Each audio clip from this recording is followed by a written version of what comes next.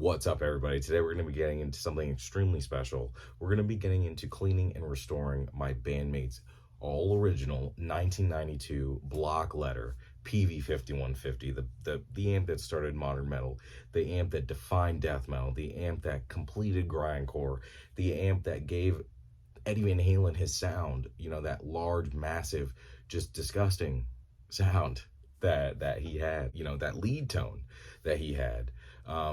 This amp has been used for years by countless artists. My bandmate in particular, he's just more of a drummer, so he didn't really keep up with the amp. It still works, it still goes in a clean. It's just a little grimy, obviously missing the knobs, needs probably a new power cable, but has all the original tubes. We're going to make sure it has all the Peavey preamp tubes in it. It has the Peavey Sylvania Super 6 tubes in it. So we're going to see what's in there, what we're going to have to do to get it up to snuff. And let's take a look at its present condition and see what we're going to be getting ourselves into.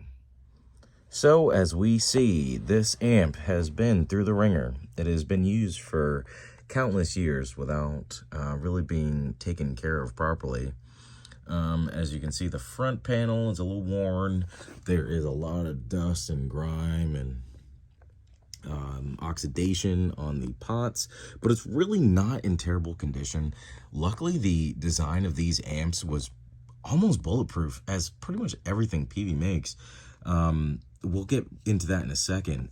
For some reason, I don't know why, but the front panel of the block letter in particular just looks so much better. I know it looks exactly the same, but just specifically the block letter logo for Peavey to use, it makes the 5150's front panel just look a lot more aggressive, as opposed to, ironically, the signature. I mean, it's still just as nice and it's still just as badass, I would say, as, you know, the 5150, or as the block letter. But honestly, I don't know why, but just the block letter itself just kind of makes it look a little more official in my eyes. I mean, just immediately when I look at it, I can tell exactly what it is, who it is endorsed by, and it just looks immediately more just hard to me. Whereas opposed to the signature, it still looks really cool and it still looks awesome, but, you know, I'd have to read the signature in order to really know whose amp, you know, it was designed for, so or who was designed for. But that's beside the point. Let's check out the back panel. So this is the top, you know, just regular dirt, you know, oxidation, stuff like that. And then let's take a look here. All right, and then this is where the nitty-gritty happens. So as you can see, it's just basically just completely grimed out, missing, you know, classic used amp, missing the ground pin on the power cable. Just, yeah, it's grimy for sure. It's grimy, but you can't really see back here right now. We're gonna get into that for sure, but you can't really see. But those are definitely the 100% original Sylvania 6L6. You can kind of see the GC, you know, 6L6 GC.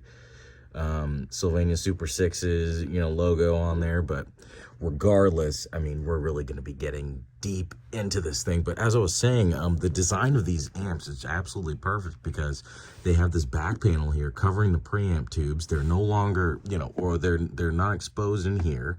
And then the power tubes, I mean, honestly, it's really not that bad, because they're sealed tightly on the bottom here, so there's not a lot of grime that can get into the actual chassis of the amp. Really the only thing that can, you know, the openings are the jacks. I mean, it's missing this. We need a nut here as well. But it overall just needs some love. It just looks like it needs some love. And then another thing with the chassis is that all the servicing parts, you know, it's on the underneath side, so it's really not exposed to any dirt or grime or anything like that. It's mainly just the top of the chassis on the inside that needs to be really just rigorously cleaned. And then everything needs deoxit bath completely. But we're going to get into it, and we're going to restore this thing. Honestly, it's going to be cleaner than my signature 5150. So let's get into that right now. All right, just wanted to note right before we get into the back of this thing, the preamp tubes are 4 out of 5 original. They're 4 PV preamp tubes, starting here, as you can see, and then right here, that's a Groove Tubes fender preamp tube. Must have been replaced, must have been broken. But I have to say that this is the grimiest amp I've ever worked on. Let's remove this panel. I've worked on Sun Coliseum, 70s bass amp, Peavey F800G, Super Festival, which is another, guitar amp from the 70s. But I do have to say, this is absolutely the most grimiest amp I've ever worked on.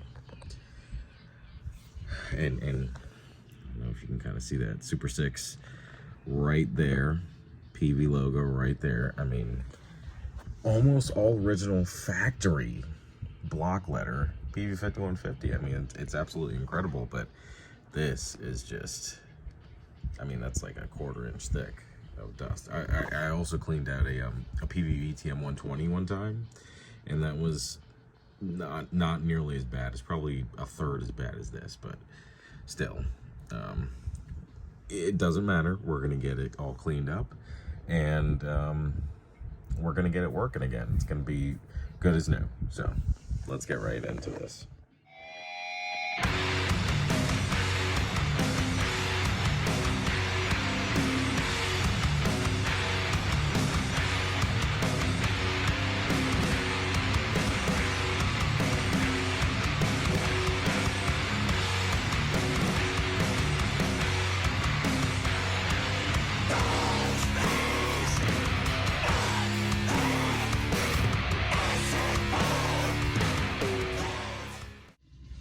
Alright, I would say that's how an amp should look, or at least a lot closer. We're not done yet. I haven't pulled the chassis out of the head shell.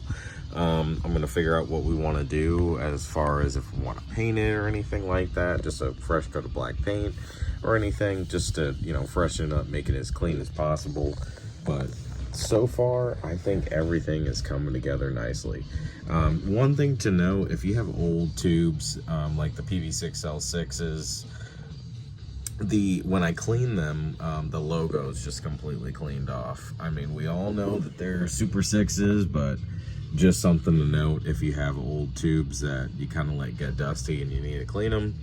But other than that, let's continue on with this.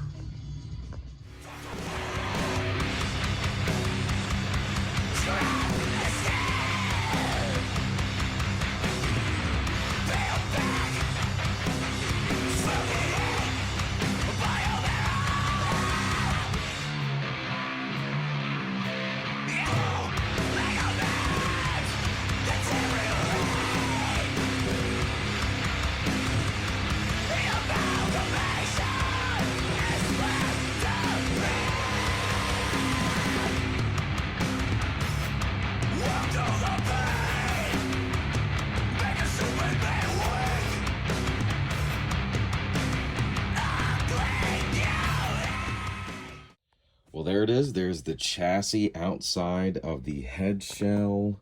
A lot of rust on the transformers, but I mean, that's just what's going to happen whenever it's been exposed to such elements. But definitely original Peavey transformers here. So it's looking good. It's a little dusty right now, but we're going to clean that up, and then we're going to flip over the chassis to take a look at the inside electronics. All right, this is what the inside of the chassis looks like.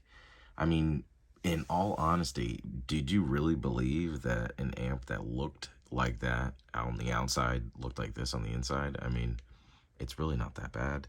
There's some, cobwebs and everything like that, but pretty much normal amp wear if you don't really take care of it. And okay, so right here it's missing a screw for the motherboard. We even found the screw, so we're gonna get that in there too. That was just rattling around in the chassis. I was wondering where that little screw came from. I thought it was the preamp tube panel, but it was not. There's really, there's really not anything that's like jumping out at me that looks overtly bad or corroded or anything. I mean, to be honest, if I were to pull my 5150 open right now and compare it to this one, the only difference would probably be the cobwebs. Okay, and then now we can really see this. Let's try to zoom in a little bit. Yep, right there. Peavey Super 7s, 12AX7 preamp tubes, and then one groove tube, of course. Now what we're going to do, we're going to clean out the head shell.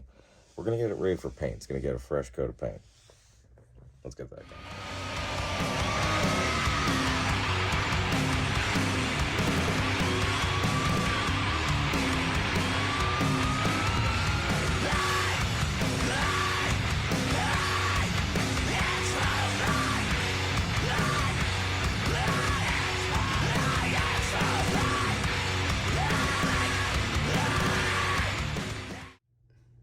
Alright, so on to the power cable repair.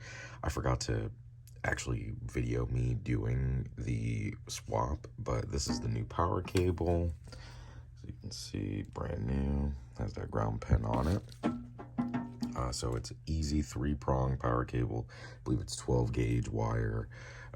So one of the black grounds goes to the fuse. The other, it goes to that green ground right there.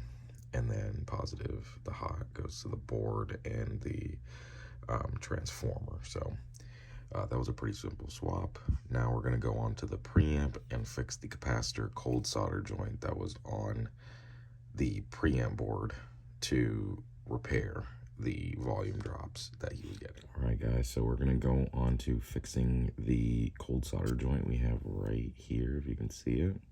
It's cracked, and he was complaining about volume drops, and it was a capacitor. It's the capacitor right here, the 500 volt one. As the PCB was heating up and electricity was flowing through it, the cold solder joint was basically desoldering, and that's why he was getting that volume drops after prolonged use. So we're going to go ahead and clean up the preamp board here, and then get it all back reinstalled. All right, everything is all buttoned up and completed. We soldered this capacitor back into place. There was a cold solder joint on it, a cracked solder joint, I guess, and it shrunk and it broke, and that's why there was volume issues. So we went ahead and fixed that. So now we are going to test it the way it is. We're in the rhythm channel right now. We went ahead and went with Ruby tubes this time. We couldn't find NOS tubes, so we're going to go ahead and go with Ruby for now, but we're going to do the original sound test. As you can see, the originals are still glowing just as new, and it sounds awesome. Sounds really tight, sounds really good. So we're going to go ahead and test it as it is, and then we're going to test it with the tube swap right now. Rhythm channel.